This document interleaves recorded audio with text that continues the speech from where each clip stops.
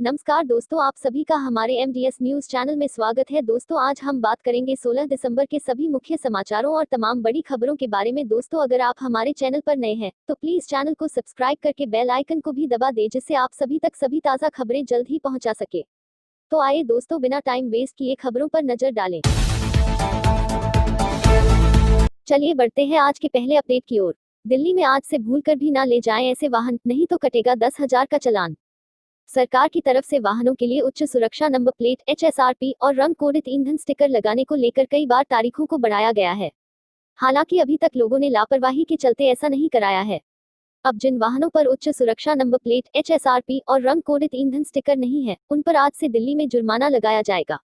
पहले के एक नोटिस में परिवहन विभाग ने HSRP और रंग कोडित ईंधन स्टिकर के मालिक को सूचित किया था और कहा था कि जो वाहन मालिक इनके बिना पाए जाते हैं, वे मोटर वाहन एमवी अधिनियम के तहत मुकदमा चलाने के लिए उत्तरदायी होंगे।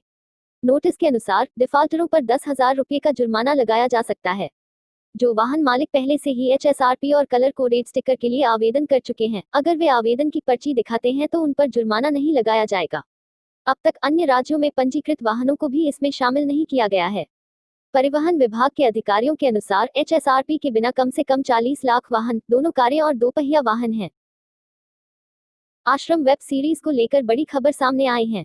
आश्रम वेब सीरीज के डायरेक्टर और एक्टर के खिलाफ नोटिस जारी, 11 जनवरी को होगी अगली सुनवाई। फिल्म निर्माता प्रकाश झा की सबसे विवादित वेब सीरीज आश्रम 2 रिलीज हो चुकी है। इस सीरीज ने धर्म की आड़ में किए जाने वाले 2 नंबरी कामों का पर्दाफाश कर दिया है। हालांकि इस सीरीज की रिलीज से पहले से ही इस पर हिंदू धर्म के लोगों की भावनाओं को ठेस पहुंचाने का आरोप लगता रहा है। वहीं अब सीरीज एक बार फिर सुर्खियों में आ गई है। आश्रम को लेकर बॉलीवुड एक्टर बॉबी देओल और इसके निर्माता प्रकाश झा को जोधपुर कोर्ट ने नोटिस भेजा है। इस मामले पर अगली सुनवाई अब 11 जनवरी को होगी। वेब सीरीज आश्रम में आस्था के नाम पर कैसे भोले भाले लोगों को फंसाया जाता है और उनकी भावनाओं को ठेस पहुंचाया जाता है, ये देखने को मिला था। वहीं चैप्टर 2 में इसके अलावा आस्था, अपराध और राजनीति का महागठबंधन देखने को मिला है। इस विवादित सीरीज को 11 नवंबर को MX प्लेयर पर रिलीज किया गया है। लोगों का मानना है कि झा ने आश्रम सीरीज के जरिए हिंदू धर्म का मजाक बनाया है और इससे कई लोगों की भावनाओं को ठेस पहुंचा है। इतना ही नहीं, इस सीरीज के जरिए हिंदू धर्म का गलत प्रचार हो रहा है। इसके साथ ही लोगों ने बॉबी देओल को भी बराबर का जिम्मेदार बताया है। ICC महिला क्रिकेट को लेकर महत्वपूर्ण खबर। ICC महिला क्रिकेट वर्ल्ड कप का शेड्यूल जारी, टूर्नामेंट में इन टीमों से होगी भारत की भिड़ंत। इंटरनेशनल क्रिकेट काउंसिल ICC ने महिला क्रिकेट वर्ल्ड कप का शेड्यूल जारी कर दिया है। शेड्यूल के अनुसार इस टूर्नामेंट में कुल 31 मैच खेले जाएंगे। टूर्नामेंट का पहला मैच 4 मार्च 2022 को वेलिंगटन के बेसिन रिजर्व में खेल जाएगा। वहीं इस टूर्नामेंट का फाइनल मैच 3 अप्रैल 2022 को न्यूजीलैंड के क्राइस्टचर्च के हेगली ओवल ग्राउंड पर खेला जाएगा। ICC ने अपने आधिकारिक ट्विटर हैंडल से इस शेड्यूल के बारे में जानकारी दी है। इस सीरीज के लिए 6 शहरों को चुना गया है। इस विषय पर बात करते हुए ICC महिला क्रिकेट वर्ल्ड कप के CEO एंड्रिया नेल्सन ने कहा, हम ये टूर्नामेंट कराने के लिए पूरी तरह से तैयार हैं। जल्द ही विश्व को एक नया चैंपियन मिलेगा। उन्होंने साथ ही कहा, मैं चाहता हूं कि लोग इस टूर्नामेंट को ज्यादा से ज्यादा देखें और अपनी पसंदीदा टीम को चीयर करें। इस वर्ल्ड कप में 7 मैच खेलेगा भारत। गत चैंपियन इंग्लैंड की टीम 5 मार्च को सेडोन पार्क में चिर प्रतिद्वंद्वी ऑस्ट्रेलिया के खिलाफ टूर्नामेंट की शुरुआत करेगी, जबकि भारत इस वर्ल्ड कप में कुल 7 मैच खेलेगा। भारत के 4 match New Zealand, Australia, south Africa और इंग्लैंड के खिलाफ हैं और बाकी 3 मैच क्वालिफायर टीमों के खिलाफ हैं जो अभी तक तय नहीं हो सकी हैं। वहीं मिताली राज वर्ल्ड कप में भारतीय टीम की अगुवाई करेगी। आज सेंसेक्स और निफ्टी में भारी गिरावट। कमजोर वैश्विक संकेतों से टूटा शेयर बाजार, 250 अंक फिसला सेंसेक्स।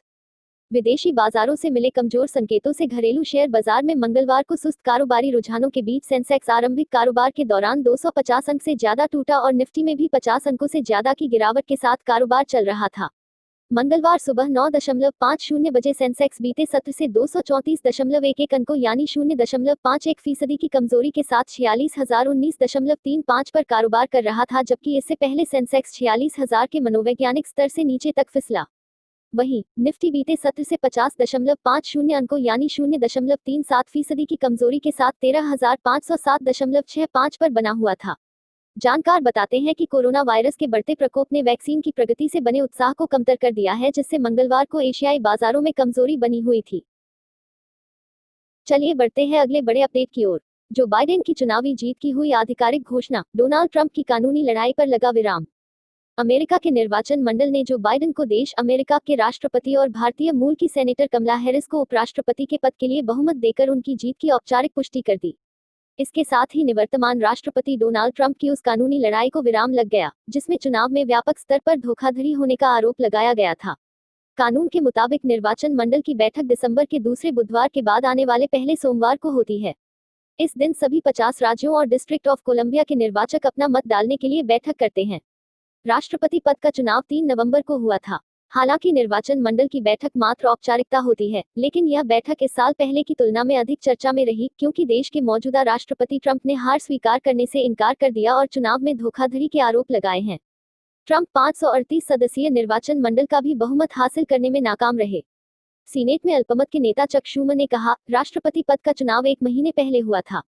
परिणाम पर शंका नहीं थी। लगभग हर बार दोनों बड़े दलों ने अमेरिकी लोगों की इच्छा अब तक पूरी तरह और सार्वजनिक रूप से स्वीकार की है। सत्ता का शांतिपूर्ण हस्तांतरण हमारे लोकतंत्र की पहचान रहा है। उदय कोटक को लेकर बड़ी खबर। उदय कोटक फिर से बने। कोटक महिंद्रा बैंक के एमडी और सीईओ आरबीआई ने दी मंजूरी। निजी क्षेत्र के कोटक महिंद्रा बैंक ने कहा कि रिजर्व बैंक ने उदय कोटक को फिर से 3 साल के लिए बैंक का प्रबंध निदेशक एमडी और सीईओ नियुक्त किए जाने को मंजूरी दे दी है।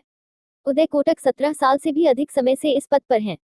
आरबीआई ने जून में कमर्शियल बैंकों में गवर्नेंस पर एक डिस्कशन पेपर रिलीज किया था, जिसके बाद से कोटक की फिर से नियुक्ति पर अटकलें लग रही थी। इस पेपर में प्रमोटर्स या बड़े स्टेक होल्डर्स का बतौर सीईओ कार्यकाल 10 साल तक सीमित करने का प्रस्ताव था। तब से कई brokerage houses Kotak Mahindra bank में नेतृत्व में बदलाव का अनुमान लगा रहे थे। आरबीआई ने साथ ही कोटक महिंद्रा बैंक के पार्ट टाइम चेयरमैन प्रकाश अप्टे को फिर से 3 साल के लिए इसी पद पर नियुक्त किए जाने को भी मंजूरी दे दी है। बैंक ने शेयर बाजार को दी सूचना में कहा, भारतीय रिजर्व बैंक आरबीआई ने 14 दिसंबर 2020 के अपने पत्र के जरिए पार्ट टाइम चेयरमैन के रूप में प्रकाश अप्टे, प्रबंध निदेशक और सीईओ पद पर उदय कोटक तथा संयुक्त प्रबंध निदेशक पद पर दीपक गुप्ता को 3 साल के लिए पुनर्नियुक्ति को मंजूरी दे दी। उनकी पुनर्नियुक्ति 1 जनवरी 2021 से प्रभाव में आएगी। इसी बीच एक बहुत बड़ी धोखाधड़ी की खबर सामने आई है। डीएचएफएल मामला। ग्रांट थॉर्टन की ताजा रिपोर्ट में 1058 करोड़ रुपए की धोखाधड़ी का खुलासा। संकटग्रस्त गैर बैंकिंग वित्त कंपनी डीएचएफएल ने कहा है कि लेखा परीक्षक ग्रांट थॉर्टन ने कम मूल्यांकन धोखाधड़ी कुछ संस्थाओं को तरजीही व्यवहार के जरिए 1052.32 करोड़ रुपए की धोखाधड़ी का पता लगाया है। कंपनी दिवाला एवं ऋण शोधन अक्षमता संहिता आईबीसी के तहत समाधान की प्रक्रिया से गुजर रही है। कंपनी को अब एक प्रशासक के तहत चलाया जा रहा है। उसने इस साल की शुरुआत में ग्रांट थॉर्टन को लेखा जांच के लिए नियुक्त किया था। Dewan housing finance company limited DHFL ने शेयर बाजार को बताया कि कंपनी के प्रशासक ने पेशेवर एजेंसी ग्रांट थॉर्टन से अतिरिक्त रिपोर्ट प्राप्त की है, जिससे संकेत मिलते हैं कि कुछ लेन देन की प्रकृति कम मूल्यांकन वाली धोखाधड़ी भरी तरजीही है। कर्ज बोझ से दबी डीएचएफएल के लिए ओक्ट्री ने सबसे ऊंची बोली लगाई। अमेरिका की कंपनी ओक्ट्री ने कर्ज के बोझ से दबी डीएचएफएल के लिए सबसे ऊंची बोली लगाई है। डीएचएफएल फिलहाल दिवाला प्रक्रिया में है। डीएचएफएल के अधिग्रहण के लिए नए सिरे से बोलियां मांगी गई थी। पीरामल एंटरप्राइजेज अदानी ग्रुप को पीछे छोड़ते हुए ओक्ट्री ने सबसे ऊंची बोली लगाई है। ऋणदाताओं की समिति सीओसी ने संशोधित बोलियां देने के लिए 14 दिसंबर की समय सीमा तय की थी। सूत्रों ने यह जानकारी देते हुए कहा कि ओक्ट्री ने अपनी बोली को बढ़ाकर 36,646 करोड़ रुपए कर दिया है। इसमें 1,000 करोड़ रुपए बीमा के 3,000 करोड़ रुपए अर्जित ब्याज के शामिल हैं। इसी बीच एक बहुत बड़ी व महत्वपूर्ण खबर सामने आई है। टीवी चैनलों पर आपत्तिजनक कंटेंट पर लगी रोक, जारी हुआ ये आदेश। सोशल मीडिया प्लेटफॉर्म पर कोई आपत्तिजनक कंटेंट अपलोड नहीं किया जाएगा या उनके चैनलों पर नहीं दिखाया जाएगा। दिल्ली उच्च न्यायालय ने सोमवार को उस अंतरिम आदेश को बढ़ा दिया है। इसमें media house AGR outlier media private limited और बेनेट कोलमैन एवं कंपनी लिमिटेड को सुनिश्चित करने के लिए कहा गया है कि सोशल मीडिया प्लेटफॉर्म पर कोई आपत्तिजनक कंटेंट अपलोड नहीं किया जाएगा या उनके चैनलों पर नहीं दिखाया जाएगा। न्यायमूर्ति राजीव शक्धर ने संयुक्त रजिस्ट्रार के समक्ष मामले में दस्तावेजों को पूरा करने के लिए 18 जनवरी के लिए सूचीबद्ध किया। न्यायाधीश ने कहा, इस बीच 9 नवंबर के अंतरिम आदेश को जारी रखा जाएगा। उन्होंने मामले की सुनवाई की तारीख 23 मार्च तय की। उच्च न्यायालय ने बॉलीवुड निर्माताओं को जवाब पर प्रतिक्रिया के लिए 3 सप्ताह का समय दिया। अदालत को सूचित किया गया कि मीडिया घराने एवं अन्य पक्ष का मुकदमे के लिए अपना जवाब है। उत्तराखंड के स्वास्थ्य कर्मचारियों के लिए अच्छी खबर। उत्तराखंड 93,000 से ज्यादा स्वास्थ्य कर्मचारियों को मुफ्त में दी जाएगी कोरोना वैक्सीन। उत्तराखंड के स्वास्थ्य सचिव अमित नेगी ने बताया कि राज्य के 93,000 से अधिक स्वास्थ्य कर्मचारियों को मुफ्त में कोविड-19 वैक्सीन दी जाएगी। देहरादून। दुनिया भर में कोरोना वायरस ने कोहराम मचाया हुआ है। ऐसे में वैक्सीन आने के बाद वह किस फॉर्मूले के तहत लोगों को लगाई जाएगी, यह चर्चा का विषय बना हुआ है। ऐसे में उत्तराखंड के स्वास्थ्य सचिव ने बड़ा ऐलान किया है। उत्तराखंड के स्वास्थ्य सचिव अमित नेगी ने बताया कि राज्य के 93,000 से अधिक स्वास्थ्य कर्मचारियों को मुफ्त में कोविड-19 वैक्सीन दी जाएगी। उत्तराखंड में 83,006 कोरोना मरीज।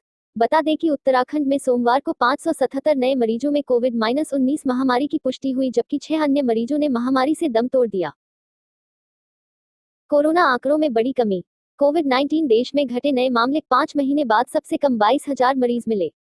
देश में कोरोना वायरस संक्रमण को लेकर आज बड़ी राहत भरी खबर सामने आई है।